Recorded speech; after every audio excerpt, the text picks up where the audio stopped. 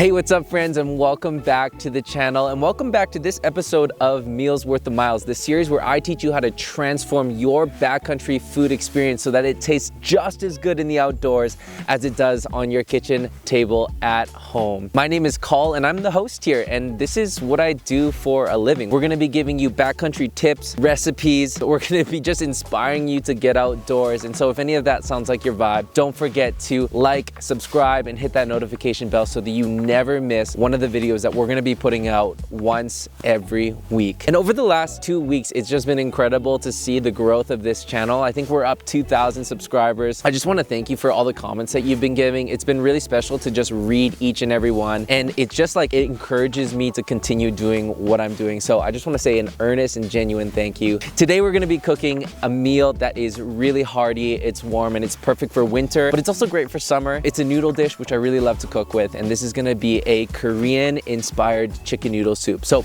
let me tell you about these ingredients.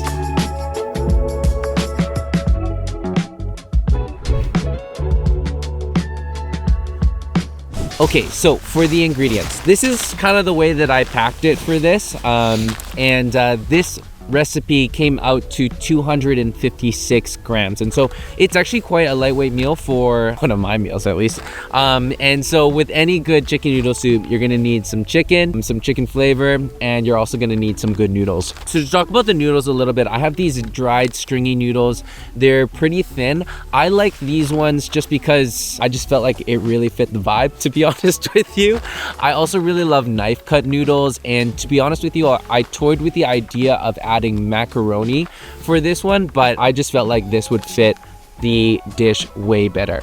I also have some dried mushrooms that I got. They're pre-sliced shiitake mushrooms that I think go so well, and they rehydrate so well in the backcountry.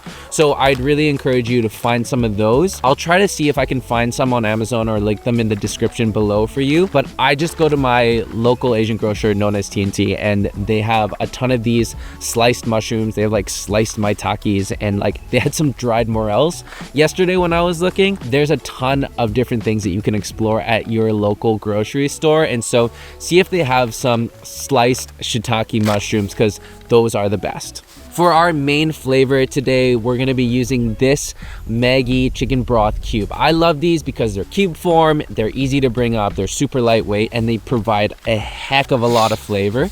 For our fresh veggie today, we have some chopped up zucchini. This zucchini is chopped probably to 1/2 centimeter in thickness, but I love these because it just adds a bit more of a fresh element to our dish. And we're gonna continue adding to our flavor by using gochujang, which is some Korean red pepper paste, along with some sesame oil. And I got these awesome little containers from IKEA, of all places. I was randomly searching for stuff for my home, but I found these. They were like $2.99 Canadian, which is like free for Americans. Essentially, this is not spilt, and I've shaken it around. It's carried in my bag all day, and it's been great. So maybe this is an awesome steal for you to find. We've got some gochugaru, which is some red pepper flakes, which is gonna add some heat to our dish, which is great for a day that is kind of chilly like today. We also have soy sauce packets. So this, I want you to pay attention to, because soy sauce packets are such an underrated thing to bring up. A lot of times you get them in your sushi when you get takeout, all that kind of stuff. But when you bring these up, they are so lightweight. They are the perfect amount that you need to bring up, and I love bringing these up. So next time you go get sushi for takeout and you have extra of these, because they load you up 90% of the time, make sure you keep these for your next backcountry meal. Last but not least, we've got some freeze-dried chicken. I have 15 grams here. Oh no, I have 30 grams, 15 when I split it in half, because I usually like to split these. We have 15 grams of protein that is going to go into our chicken noodle soup for today. So these are all our ingredients. It's time to get cooking.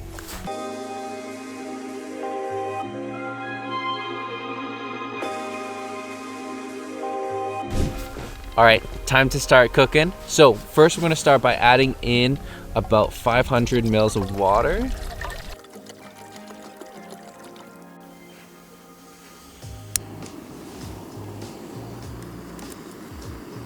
So today we actually have a ton of snow around us, but we didn't have to use snow because we brought enough water. But sometimes in a pinch, you don't have enough water and you need to boil some snow.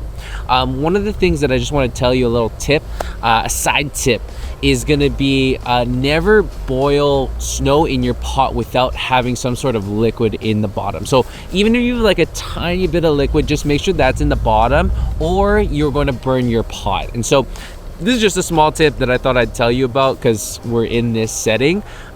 Never boil snow without a bit of liquid in the bottom or you're going to burn your pot, and that sucks. All right, so our water is coming to a small little boil here, and so I just want to start getting my chicken as rehydrated as possible because that's going to take the longest amount of time. So I'm going to put in half my pack here, just like that. It's definitely more than half the pack by accident, but that's okay. Next thing that's going in is our mushrooms, so they're kind of stuck at the bottom of my bag.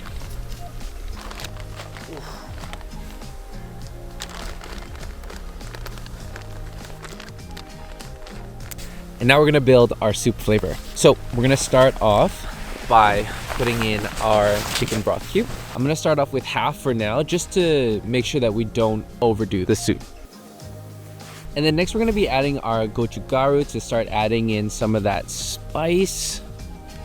And then the next thing is a little bit of a tip that I like to have is with thicker sauces, I use a funnel to kind of get some of the gochujang into the bottom of this, but it's really hard sometimes to get it out. And so what I like to do is I like to take some of the hot water and I like to spoon it in here just like this, just trying to get as much liquid in there as possible. And I like to close off the lid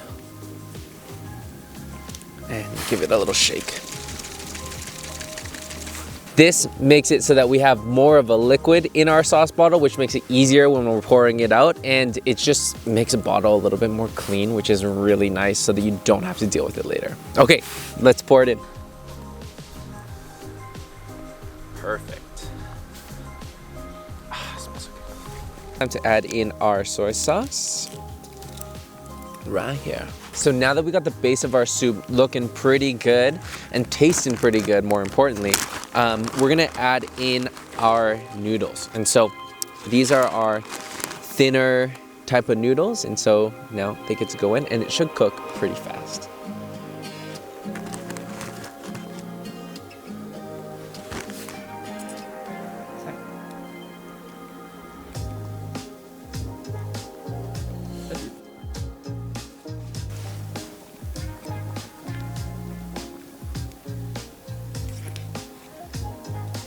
For the end here, we have our noodles basically fully rehydrated and nice and stringy texture. Now we just gotta add in our fresh element, which is gonna be our zucchini. And this is just gonna kick it up another level. Mix that in here. Woo. Yes, sir. Check this out.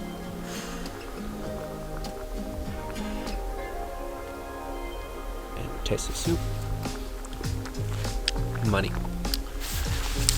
What I love about the dried mushrooms is that it adds a lot of extra flavor.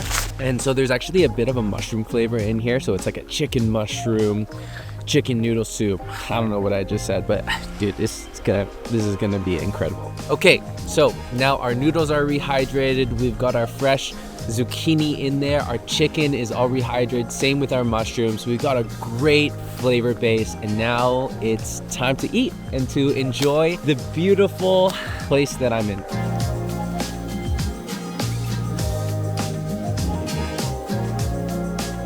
So, with all our ingredients rehydrated, that's it. This is how to make a Korean inspired chicken noodle soup. It's so spicy. Let's see how it tastes.